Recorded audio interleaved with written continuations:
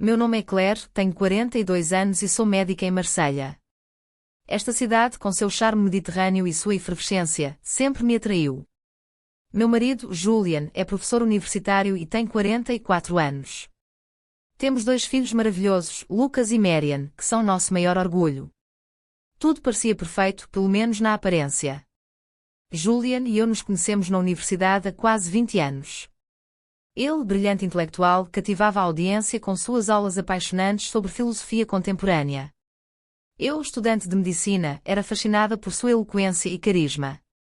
Nosso início foi idílico, cheio de discussões apaixonadas, projetos comuns e uma rara cumplicidade. Mudamos para Marselha, uma cidade vibrante com 1000 cores. Entre o Vieux Sport, a Basílica de Notre-Dame de Lagarde e as Calanques, nosso amor florescia nesse cenário idílico. Julian me pediu em casamento durante um passeio de barco ao pôr do sol. Foi perfeito, como em um sonho. Nosso casamento foi suntuoso, cercado por nossas famílias e amigos. Prometemos nos apoiar nos bons e maus momentos. E por anos, fizemos isso. Nossas carreiras prosperaram, tivemos 2 filhos maravilhosos, Lucas e Marian, e nossa vida parecia completa. Mas com o tempo, a rotina tomou conta.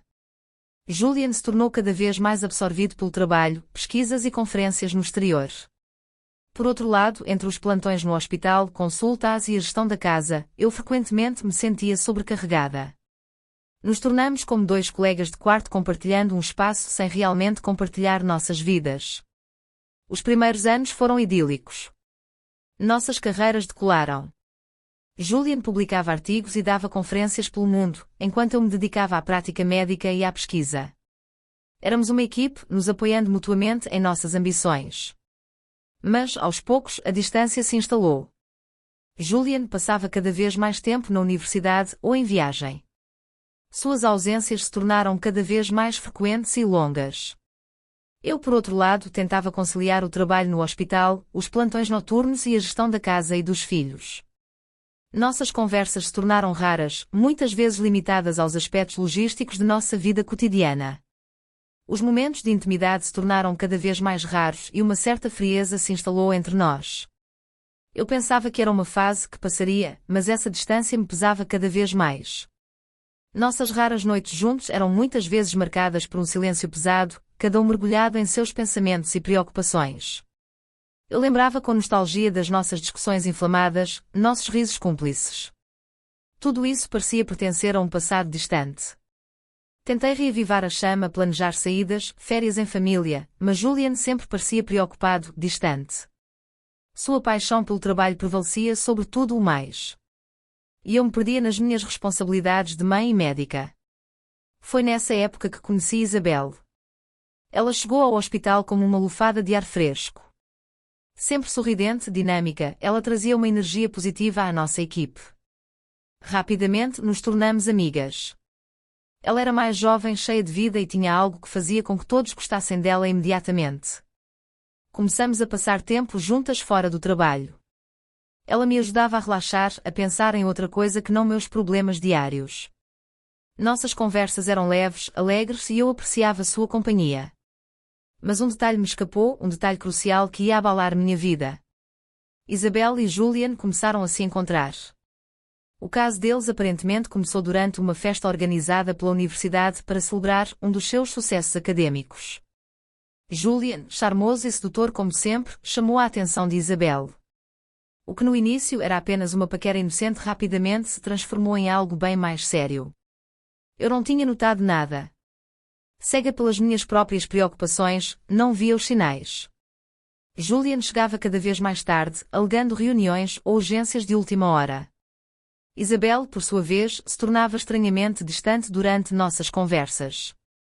Ela evitava falar de suas noites, mudava de assunto assim que eu mencionava Julian. Eu atribuía isso ao cansaço, aos nossos horários carregados. Foi numa noite particularmente difícil que a verdade me atingiu em cheio. Julian estava mais uma vez em viagem para uma conferência em Paris. As crianças estavam na cama e eu tentava relaxar com uma taça de vinho. Foi então que meu telefone tocou. Uma mensagem de Isabel, enviada por engano, revelando claramente o caso deles. Ela mencionava a última escapada amorosa e como estava ansiosa para vê-lo novamente. O choque foi brutal. Minhas mãos tremiam, meu coração disparava.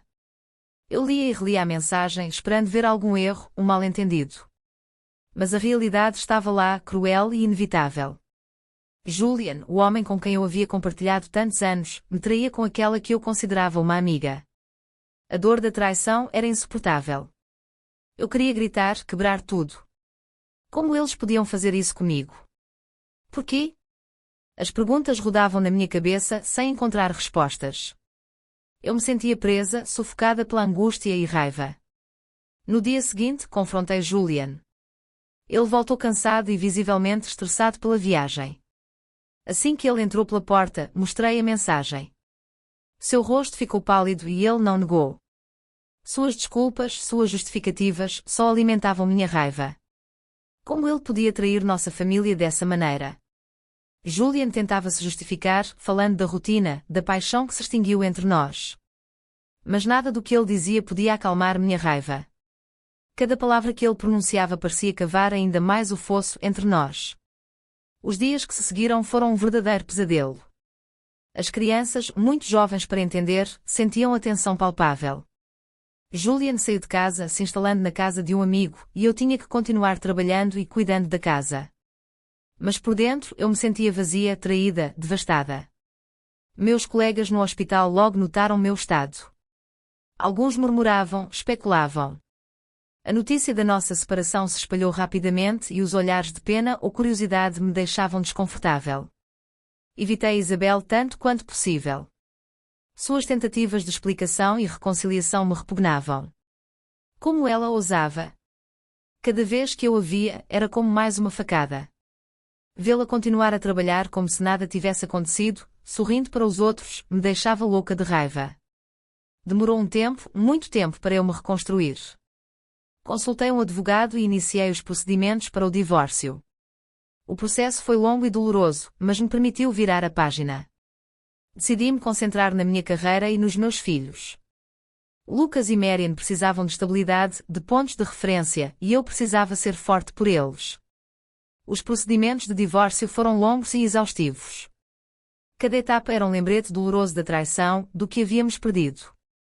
Mas, pouco a pouco, comecei a ver a luz no fim do túnel. Percebi que essa separação talvez fosse uma oportunidade de me reencontrar, de redescobrir quem eu era fora do meu papel de mãe e esposa. Meu trabalho no hospital se tornou minha tábua de salvação. Redobrei meus esforços, assumi projetos de pesquisa, participei de conferências. Cada sucesso profissional era uma vitória contra a dor e a traição.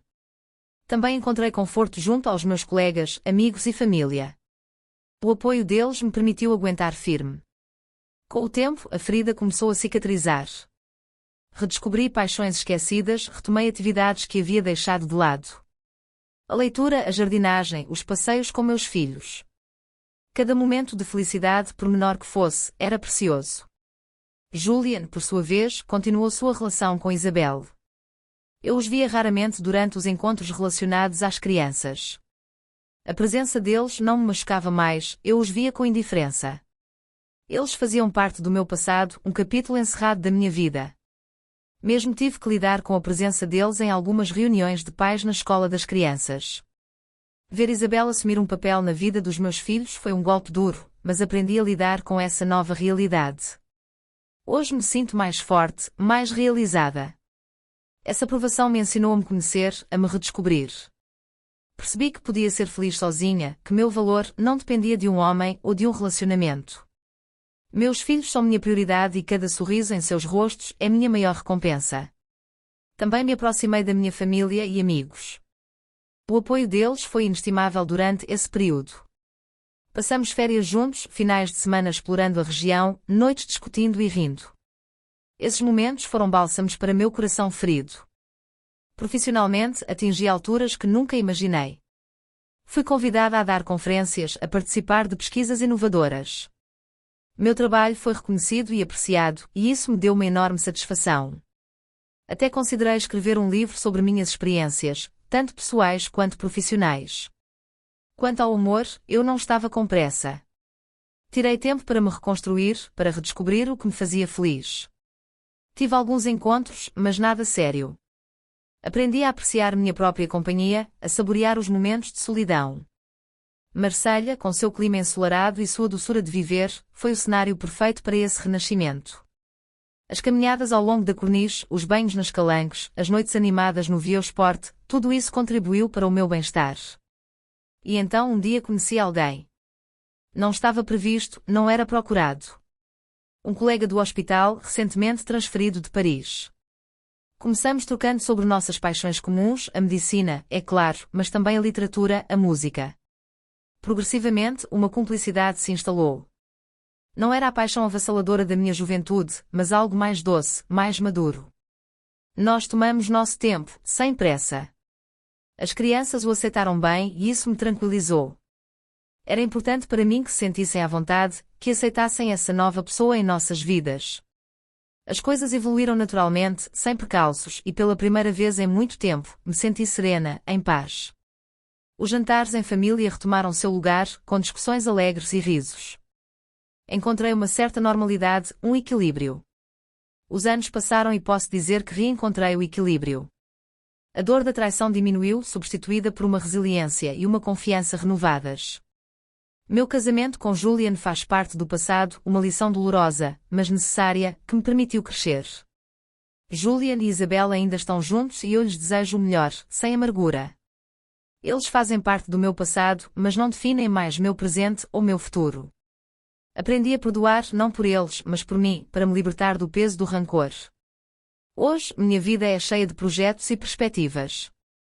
Continuo trabalhando com paixão, me envolvendo em causas que me são caras. Meus filhos crescem felizes e realizados e eu me orgulho do que nos tornamos, apesar das dificuldades. Também encontrei tempo para me engajar em atividades voluntárias, ajudando outros a superar suas próprias dificuldades.